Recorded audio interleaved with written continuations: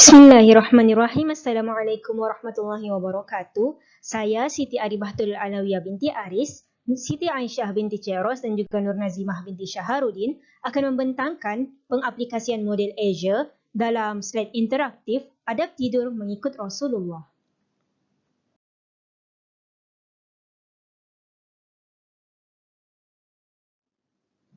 Terdapat 6 langkah model Azure. Yang pertama, analisis murid. Yang kedua, objektif pembelajaran. Yang ketiga, pemilihan kaedah media dan bahan. Yang keempat, penggunaan media dan bahan. Yang kelima, penglibatan murid dalam pembelajaran. Dan juga yang keenam, penilaian ataupun semakan semula bahan.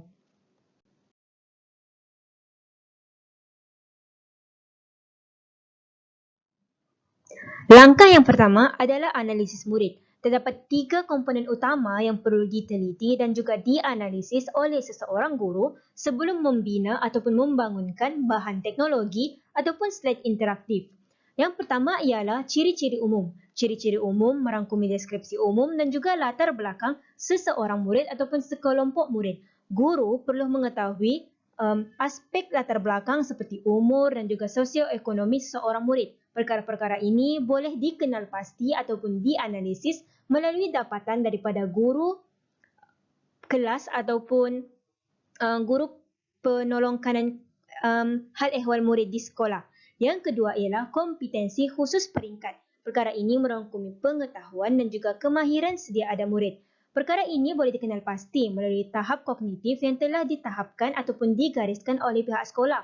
Contohnya, terdapat murid yang mempunyai kognitif yang tinggi, mempunyai kognitif yang sederhana dan juga kognitif yang rendah. Yang ketiga ialah style pembelajaran. Style pembelajaran merangkumi kluster trait psikologi dan juga murid menanggapi, berinteraksi dan bertindak balas dengan persekitaran. Perkara ini pula boleh dianalisis melalui pemerhatian ataupun pemerhatian guru. Apabila guru berada di dalam kelas, maka guru boleh mengenal pasti tindak balas psikologi ataupun tindak balas kognitif yang diberikan oleh murid. Contohnya ada murid yang nakal dan juga ada murid yang mempunyai perlakuan yang sangat baik. Ini merupakan contoh analisis murid yang telah dikenal pasti melalui slide interaktif Adab Tidur Mengikut Rasulullah. Murid yang diajar ialah murid tahun 3 Siddiq, iaitu 10 orang murid lelaki dan 10 orang murid perempuan. Mereka berumur 9 tahun kerana topik ini merupakan topik di dalam dokumen standard kurikulum dan pentaksiran Pendidikan Islam tahun 3. Mereka merupakan kelas pertama daripada 4 kelas bagi tahun 3. Dan pengetahuan sedia ada mereka ialah murid pernah belajar tentang sunnah-sunnah Rasulullah sebelum ini. Baiklah, seterusnya saya Nur Nazimah binti Syaharudin akan menerangkan objektif pembelajaran bagi bahan multimedia interaktif tahun 3 tajuk Adab Tidur. Baiklah, yang pertama sekali adalah murid dapat menyatakan sekurang-kurangnya 3 daripada 6 adab tidur yang dipelajari. Yang kedua, murid boleh membaca doa sebelum tidur dan doa selepas bangun tidur. Yang ketiga, murid dapat menjelaskan isi kandungan daripada video yang dipaparkan.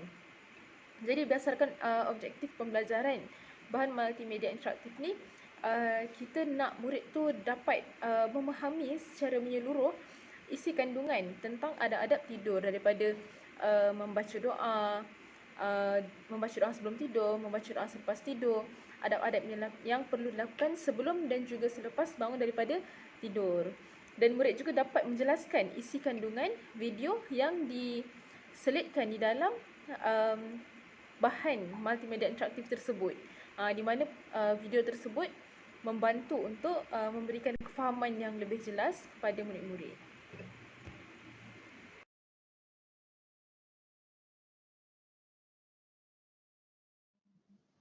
Yang ketiga ialah pemilihan kaedah, media dan bahan. Pemilihan ini penting untuk memastikan rancangan pengajaran teratur dan mencapai maklumat pembelajaran. Yang kedua ialah bagi menjamin keberkesanan PDP yang dijalankan ke atas pelajar. Dan yang ketiga ialah untuk meningkatkan kebolehan dan objektif yang hendak dicapai oleh guru.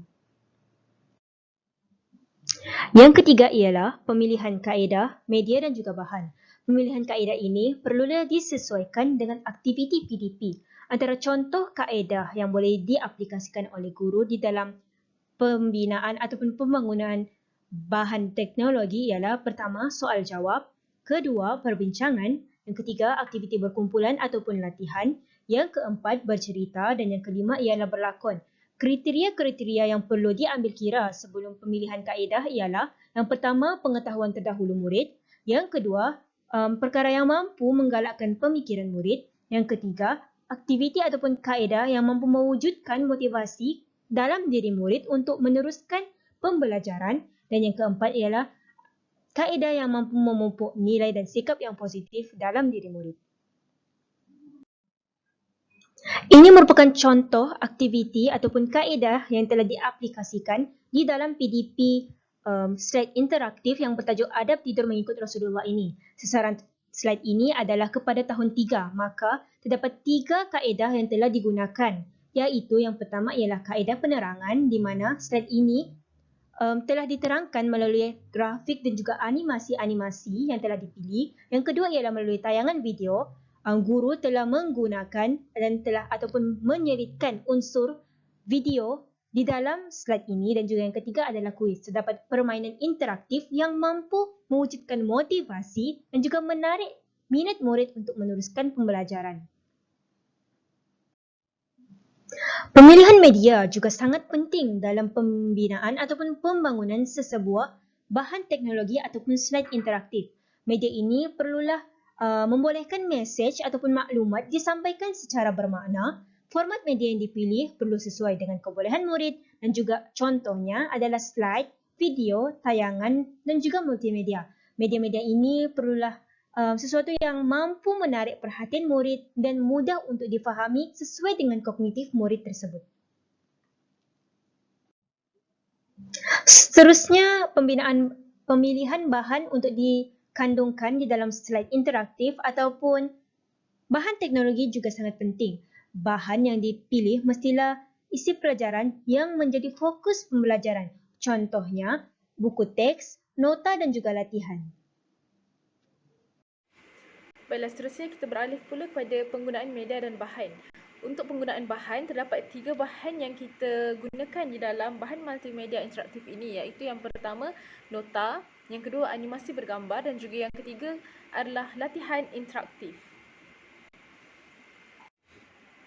Latihan interaktif yang digunakan di dalam bahan multimedia interaktif ini, yang pertama sekali ianya berbentuk soalan kuis uji minda, yang kedua dilengkapi dengan animasi yang menarik dan juga yang ketiga dapat memberikan jawapan yang tepat secara terus kepada murid-murid. Baiklah, latihan interaktif yang digunakan di dalam bahan multimedia interaktif ini berbentuk kuis uji minda. Jadi soalan yang dikemukakan dibuat dalam bentuk kuis. Kemudian ianya dilengkapi juga dengan animasi yang menarik. Contohnya di dalam bahan multimedia interaktif tersebut, kuis yang kita gunakan penggunaannya adalah guru akan meletakkan animasi. Contohnya, jika murid dapat menjawab soalan dengan betul, akan keluar animasi menunjukkan jawapan tersebut betul. Manakala jawapan tersebut salah, ada pula animasi lain yang akan keluar menunjukkan jawapan yang dipilih oleh murid tersebut adalah salah. Jadi dengan adanya animasi yang menarik ni, ianya dapat menarik perhatian murid. Seterusnya dapat memberikan jawapan yang tepat secara terus. Jadi latihan interaktif yang berbentuk kuis ni dapat memberikan jawapan yang secara terus kepada murid. Kiranya murid dapat terus mengetahui sama ada jawapan yang mereka berikan tersebut betul ataupun salah. Jadi latihan interaktif yang diberikan ini berfungsi untuk menguji minda berdasarkan kefahaman yang mereka telah perolehi daripada bahan yang telah disediakan oleh guru.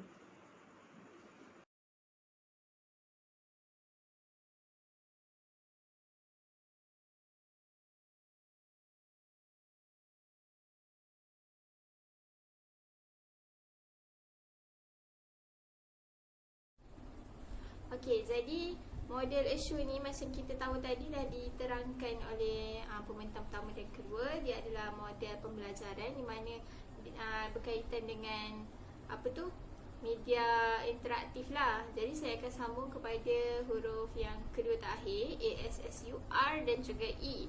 Okay, so R tu adalah require learner participation. Require learner participation tu maksudnya dia memerlukan penyertaan pelajar. Okay, bila kita bangunkan sesuatu media interaktif ni, kita mesti nak ada penyertaan pelajar. Sebab kalau tak macam sia-sia lah kita bangunkan. Okay, jadi dalam kita nakkan penyertaan pelajar tu, kita kena ada pemilihan media yang bersesuaian.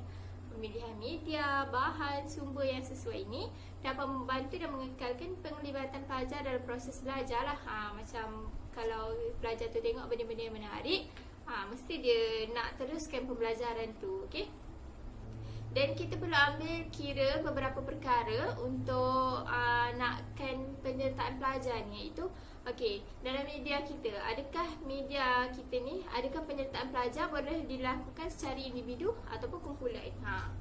Kita tengok balik media kita ni sesuai untuk individual ataupun group. Kalau yang kedua, apakah bentuk ganjaran yang perlu disediakan hasil daripada penyertaan yang dibuat oleh pelajar. Bila pelajar dah memberi penyertaan dan turut serta, apa dia punya ganjaran yang boleh kita bagi. Yang seterusnya, apakah bentuk respon yang diperlukan. Melalui media interaktif ni, kan kita nak berinteraksi dengan pelajar melalui media ni. Jadi pelajar perlu bagi dia punya apa kita panggil respon dalam bentuk apa, lisan, penulisan ataupun lakaran sebagainya. Itu kita kena ambil kira juga. Seterusnya, adakah pelajar memerlukan kemahiran tertentu untuk memberi respon. Macam contoh, mungkin respon tu dia kena buat berdasarkan, dia kena buat macam dia pergi dekat laptop tu. Jadi kalau pelajar yang tak mahir dalam ICT ni, mungkin agak sukar bagi dia. So kita kena ambil kira kemahiran yang diperlukan untuk pelajar untuk dia berinteraksi, untuk memastikan ada penyertaan pelajar dekat sini.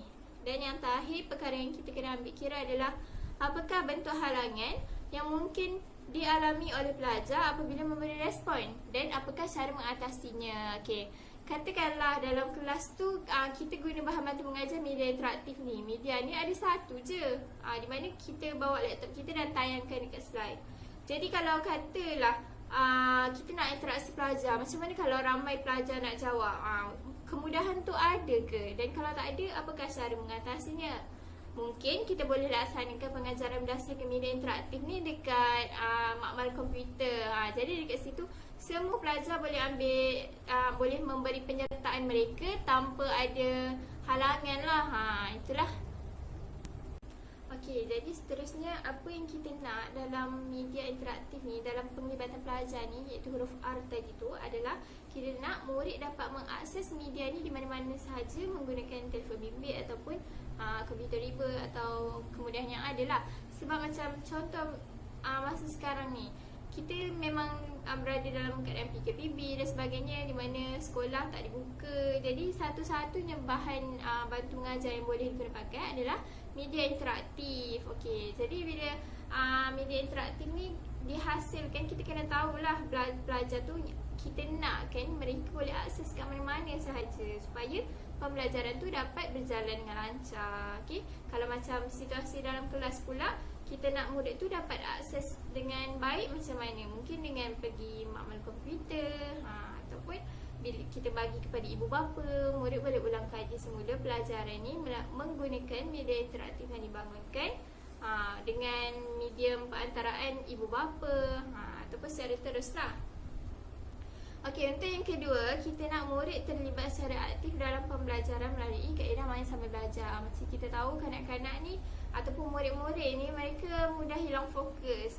Dia tak boleh nak tumpukan sepenuhnya perhatian lama-lama kalau cikgu hanya bagi penerangan, pengajaran menggunakan whiteboard je. Jadi dia kena ada satu benda yang menjadi catalyst, yang menjadi perangsang untuk dia memberi fokus. Dan salah satunya adalah media interaktif ni lah, sebab dia menarik, kita kena sediakan dia dalam keadaan menarik dan sebagainya. Dengan adanya elemen grafik, animasi, kata-kata yang menarik tu. Okey, kita teruskan kepada yang terakhir, iaitu E. E adalah evaluate and revise, iaitu menilai dan menyemak semula. Okey, jadi bahan multimedia yang dibangunkan ni kita perlu nilai dan semak semula sejauh mana keberkesanan penggunaan bahan ni lah. Okey, satu kita kena tengok sama ada bahan ni dapat mencapai objektif tak, objektif pembelajaran. Yang kedua, dia membantu ke tidak dalam proses PDP. Seterusnya bahan yang kita hasilkan ni semua pelajar boleh guna ke? Maksudnya mungkin ada pelajar yang tak ada kemahiran ICT boleh guna ataupun kena wajib ada kemahiran untuk guna. Dan penilaian ni kita boleh buat dalam tiga aspek, iaitu sebelum, semasa dan selepas. Okey, kalau sebelum mungkin kita boleh tengok sendiri, okey, bahan ni kita rasa sesuai tak untuk pembelajaran. Macam contoh bahan yang dibangunkan ni adalah pendidikan Islam tahun 3, iaitu adab tidur. Dia selaras tak dengan DSKP dan kehendak standard pengajaran dan standard kandungan tu lah. Okey, yang kedua semasa penggunaan ni kita nilai balik adakah semua pelajar dapat guna, ataupun macam saya cakap tadi, pelajar tertentu sahaja yang boleh guna bahan ni. Dan yang terakhir adalah selepas ni lebih bagus lah, sebab kita nilai selepas penggunaan media ni. Kita tengok kalau kita dapatkan maklum balas atau respon daripada orang-orang ataupun pengguna yang telah menggunakan bahan multimedia ni. Okey, sama ada bagus ke atau tak. Okey, jadi untuk multimedia yang dibangunkan ni, iaitu adab tidur tadi, antara kekuatan, ini antara maklum balas pengguna-pengguna lah. Antara kekuatan dalam yang terdapat adalah pemilihan gambar, grafik dan animasi yang digunakan menarik perhatian dan minat. Macam kita tahu dalam dalam bahan yang dibangunkan ni kita masukkan animasi grafik tentang Omar dan Hana, ataupun kata-kata yang Didi and Friends, kata-kata yang kita panggil yang terbaru lah, yang ikut peredaran zaman kanak-kanak sekarang. Okey. Yang kedua, variasi bahan uji minda. Okey, kekuatan yang kedua yang ada dalam multimedia ataupun bahan yang dibangunkan ni adalah dari segi variasi bahan uji minda yang dihasilkan. Okey, di mana bahan uji minda yang dihasilkan ni mampu meningkatkan daya berfikir murid. Okey, kalau kita tengok balik dekat bahan yang ada ni, kita ada 3 bahagian variasi uji minda, iaitu yang pertama quiz lah, soalan dan ada jawapan yang murid boleh pilih. Yang kedua adalah puzzle. Puzzle tu gambaran tentang soalan tu lah. Dalam soalan kita tanya apakah contoh adab tidur yang adab tidur seperti sunnah Rasulullah. Okey, jadi kita tengok dalam puzzle tu murid fikir apa agak-agaknya, murid pilih gambar dan ada jawapan, dan selepas murid dapat jawapan tu ada juga penerangan. Okey. Dan yang ketiga iaitu word wall. Word wall ni banyaklah aktiviti macam kuis tentang kita punya topik pembelajaran yang dah diajarkan pada awal-awal slide tadi. Kekuatan yang ketiga adalah kaedah reka letak dan susun atur menarik dan kemas. Ini adalah hasil daripada penilaian pengguna kan. Dia kata reka letak dan susun atur ni menarik dan kemas. Sebab kalau kita tengok dekat slide yang pertama tu, dia dah memang siap ada isi kandungan. Kemudian kalau kita tekan warna-warna yang ada dekat situ, dia boleh terus hyperlink kepada slide yang kita nak. Contoh kita tekan adab sebelum tidur, dia akan terus kepada adab sebelum tidur. Dia tak ada nak pergi satu-satu slide yang lain. Itu memudahkan lah, reka letak dia macam tersusun lah. Okey, dan ada juga kelemahan dalam bahan yang dibangunkan ni, iaitu yang kita dapati ada 2. Satu, kualiti media, iaitu penggunaan audio yang kurang jelas. Okey, macam kita tengok dekat slide yang pertama tadi, ada suara, tapi suara tu dia bercakap, lepas tu dia kurang jelas sebab ada muzik, latar belakang muzik yang lain. Jadi dia macam tenggelam. Yang kedua adalah unsur kebat kurang ditekankan dalam uji minda. Okey, kalau kita tengok macam bahan uji minda yang ada tadi tu, dia macam terlalu direct lah, dia terus je, dia tak ada membuatkan murid tu kena berfikir dengan aras yang tinggi. Dia berfikir biasa-biasa je. Okey, tu antara kelemahan yang ada. Okey, ini adalah dapatan kajian daripada Google Form yang kita edarkan kepada pengguna-pengguna bahan multimedia kita ni, iaitu yang kita tengok sekarang ni dalam jadual 1 kat sini. adanya taburan min penilaian bahan pakej pengajaran dan pembelajaran secara menyeluruh. Sebab kita ambil kira 4 aspek, pengisian kandungan, pedagogi, kualiti media, kreativiti pakej. Jadual 2 ni pula adalah kita tengok min purata yang kita dapat daripada konstruk pengisian kandungan sahaja, 4.63. Kalau kita boleh nampak dekat sini yang macam rendah sikit adalah item nombor 3 tadi, iaitu kandungan persembahan mata biara ni. Sesuai dengan tahap kognitif dan pengetahuan sedia ada murid, dia agak rendah sikit lah. Mungkin bahan ni terlalu ringkas ataupun terlalu sukar ke, macam tu lah. So kita kena tambah baik lah daripada situ. Okey, dapatan kajian yang seterusnya, jadual 3 iaitu min purata konstruk pedagogi pula. Boleh tengok lah item nombor 4 tu macam kita sebut dekat kelemahan tadi, dan min puratanya pun 4.40, rendah. Di mana dia kata pedagogi yang digunakan menyokong unsur kehebat terhadap penyerapan pembelajaran murid. Dekat sini unsur kehebat ni kurang, sebab itulah min purata ni kurang. Sebab ramai yang nilai kat sini kurang lah, bawah daripada skala, bawah daripada 5, 4, 3, ada yang nilai 2 macam tu.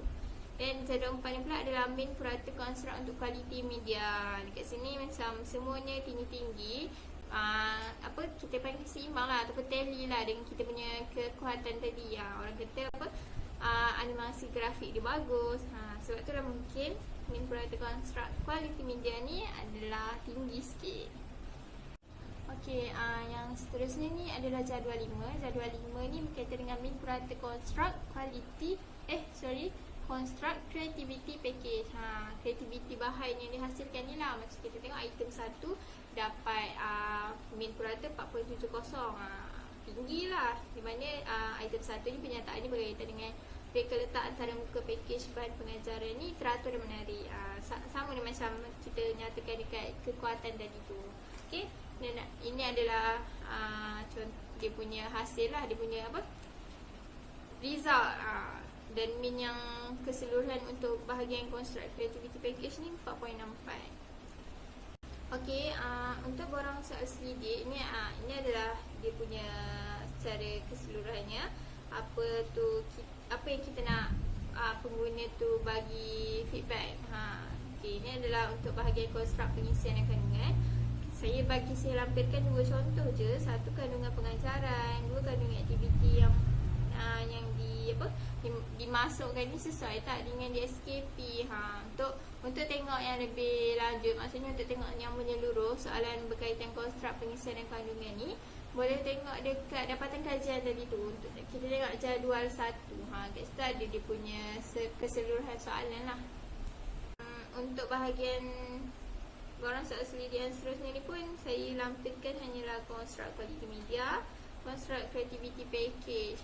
Jadi kalau memang nak tengok soalan tu, rujuk balik kepada dapatan kajian punya jadual tadi. Kat situ dah memang lengkap. Ini sekadar lampiran je lah.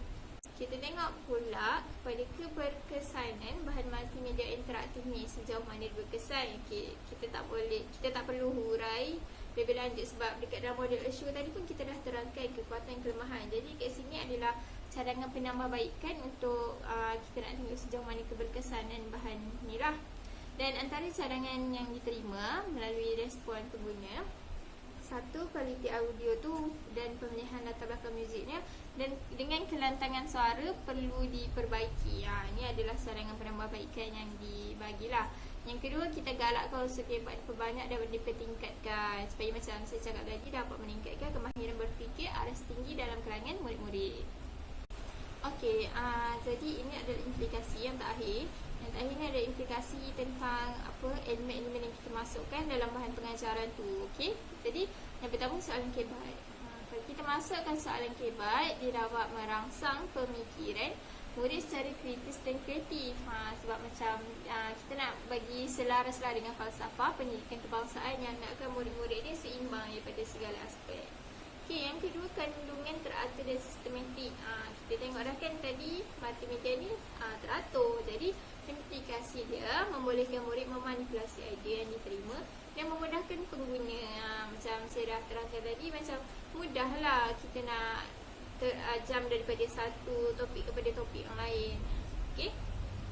Seterusnya latihan pengukuhan, ataupun macam dalam bahan multimedia ni, iaitu uji minda tu lah. Uji minda tu implikasi dia membantu memperkukuhkan kefahaman konsep murid.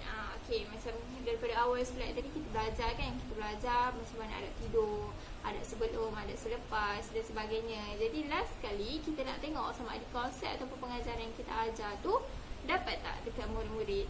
Jadi kita uji dengan adanya latihan pengukuhan, kukuhkan balik konsep yang dari kefahaman murid. Dan yang terakhir adalah penyampaian ringkas dan padat. Okay? Berdasarkan bahan yang dibangunkan ni, kalau kita nampak tadi, kalau adab sebelum tidur, dikeluar terus satu-satu. Kibas katil, baca doa tidur, doa sebelum tidur, dia macam direct terus. Jadi tak ada orang kata menerawang ke tempat lain. Dan implikasi dia memudahkan murid-murid tu memahami sesuatu topik dengan baik lah. Dia direct terus kepada murid-murid. Jadi tak perlu nak fikir panjang dah. Okay? So itu je lah. Okey, jadi kesimpulannya yang boleh dibuat adalah model assure ni dia ada satu dia menjadi asas yang kukuh kepada guru-guru terutamanya untuk membangunkan bahan media pengajaran dan pembelajaran yang lebih baik lah, sebab dia ada 6 aspek yang perlu diambil kira secara teliti. Macam mana nak ciri-ciri yang terkandung ni, macam mana nak tarik perhatian murid dan sebagainya. Jadi kalau model assure ni digunakan sepenuhnya oleh guru, dia jadi panduan oleh guru untuk membina satu bahan media. Jadi tak mustahil media tu akan membantu dan memudahkan guru untuk mencapai objektif pembelajaran dan memudahkan juga proses untuk pemahaman murid terhadap pelajaran yang diajar. Okay, jadi itu sahaja pembentangan untuk kali ini. Sekian, terima kasih.